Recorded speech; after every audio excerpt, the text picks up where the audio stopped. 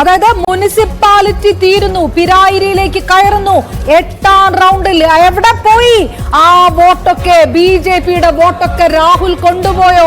എല്ലാം രാഹുൽ കൊണ്ടുപോയോ? 8ാം റൗണ്ടിൽ വലിയ ചെറിയ വോട്ട്. രണ്ടാം സ്ഥാനത്ത് LDF ആണ്. 8ാം റൗണ്ടിലെ വോട്ട് രണ്ടാം സ്ഥാനത്ത് LDF ആണ്. അതായത് UDF 5200. 8ാം റൗണ്ടിലെ കണക്കാണ് കേട്ടോ. മുഴുവൻ റൗണ്ടിൽ 8ാം റൗണ്ടിൽ മാത്രമാണ് രണ്ടാം സ്ഥാനത്ത് LDF ഉള്ളത്. BJP മൂന്നാം സ്ഥാനത്തേക്ക്. 7ാം റൗണ്ടിലും 8ാം റൗണ്ടിലും BJP രണ്ടാം സ്ഥാനത്താണ്. പക്ഷേ ടോട്ടൽ വരുമ്പോൾ ബഹുദൂരം പിന്നിലാണ്. അതല്ല, ഈ 8ാം റൗണ്ടിലെയും 7ാം റൗണ്ടിലെയും കണക്കുകൾ വരുമ്പോൾ LDF രണ്ടാം സ്ഥാനത്തുണ്ട്, BJP മൂന്നാം സ്ഥാനത്ത്. 5258 വോട്ടുകൾ രാഹുൽ മാങ്കൂട്ടത്തിന് 8ാം റൗണ്ടിൽ കിട്ടുമ്പോൾ BJPക്ക് 1703 വോട്ടുകൾ മാത്രമാണ് കിട്ടുന്നത്.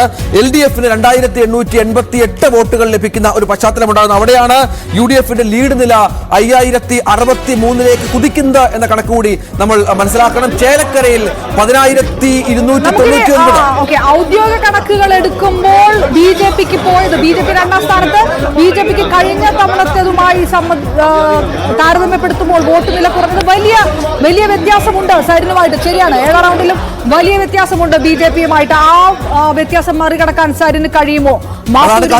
അതായത് 5258, 5063 വോട്ടിന്റെ ഭൂരിപക്ഷം 7ഉം 8ഉം റൗണ്ടുകൾ കഴിയുമ്പോൾ ഒരു കംഫർട്ടബിൾ മെജോറിറ്റിയിലേക്ക് രാഹുൽ മാങ്കൂട്ടത്തിൽ കുതിക്കുന്നുണ്ടോ എന്ന തരത്തിലാണ് ഇപ്പോൾ കാര്യങ്ങൾ മുന്നോട്ട് പോകുന്നത്. അതിനിടയിൽ ചേലക്കരയിൽ 10,000 കടന്നു. 10,299 ഇടതിന്റെ തേരോട്ടമാണ് ചേലക്കരയിൽ, സംശയമില്ല. വയനാട്ടിലാകട്ടെ 2 ലക്ഷം കടന്നു. 2,16,157 പ്രിയങ്ക ഗാന്ധി കുതിക്കുകയാണ്. അങ്ങനെ ഇടതുപക്ഷത്തിനും വലതുപക്ഷത്തിനും ആശ്വസിക്കാവുന്ന ഒരു തെരഞ്ഞെടുപ്പായി ഇത് മാറുന്നു. മറുഭാഗത്ത് BJP ആകട്ടെ നിരാശയുടെ പടുകുഴിയിലേക്കും വീണ്ടും വീഴുന്ന പശ്ചാത്തലമുണ്ടാകുന്നു. പാലക്കാട് പോലെ ഒരേ ക്ലാസ് മണ്ഡലത്തിൽ അവർ കഴിഞ്ഞ തവണത്തെക്കാളും വലിയ ഭൂരിപക്ഷത്തിൽ പരാജയപ്പെടുന്ന സാഹചര്യം ഉണ്ടാകുന്നു. രാഹുൽ മാങ്കൂട്ടത്തിന്റെ ഭൂരിപക്ഷം ഇപ്പോൾ ഷാഫി പറമ്പിൽ നേടിയതിനേക്കാൾ ഇരട്ടിയാകുമെന്ന കാര്യത്തിൽ ഇപ്പോഴത്തെ കണക്കിൽ സംശയമില്ല.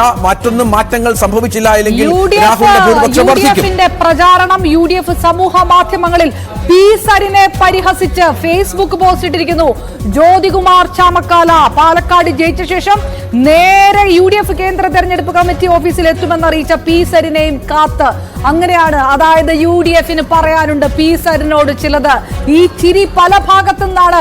BJP ഓഫീസിനെ നോക്കി സന്ദീപ് വാര്യർ ചിരിക്കുന്നത് പോലെ സരിനോട് ചിരിക്കാനും നിൽക്കുന്നുണ്ട് UDFൽ കോൺഗ്രസ് നേതാക്കൾ പലരും.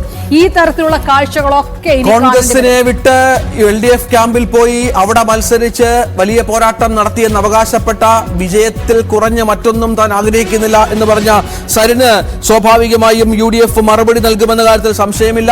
5063ലേക്ക് 5000 കടന്നുള്ള ഭൂരിപക്ഷം രാഹുൽ മാങ്കൂട്ടത്തിൽ നേടുന്നു. UDFന്റെ എല്ലാ പ്ലാനുകളും പദ്ധതികളും അവിടെ കൃത്യമായി തന്നെ ആസൂത്രണം നടപ്പിലാക്കിയിരിക്കുന്നു. ഒരു വലിയ വിജയത്തിലേക്ക് UDF പോകുന്നു. കോൺഗ്രസ് BJPയുടെ കോട്ടകൾ തുറന്നു കയറി രാഹുൽ മാങ്കൂട്ടത്തിൽ വോട്ടെണ്ണം കൂട്ടുന്ന പശ്ചാത്തലമുണ്ട്. നഗരഹൃദയത്തിൽ രാഹുൽ വെന്നിക്കൊടി പാറിക്കുന്നു.